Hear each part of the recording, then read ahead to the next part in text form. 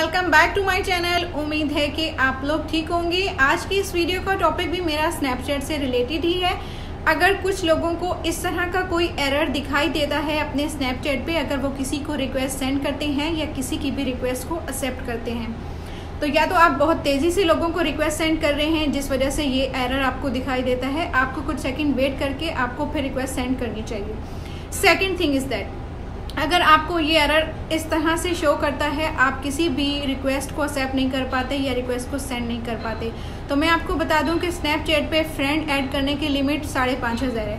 आप 5,500 से ज़्यादा किसी भी फ्रेंड्स को ऐड नहीं कर सकते। आपको वहाँ पर एरर, इसी तरह का एरर दिखाई दे जाएगा।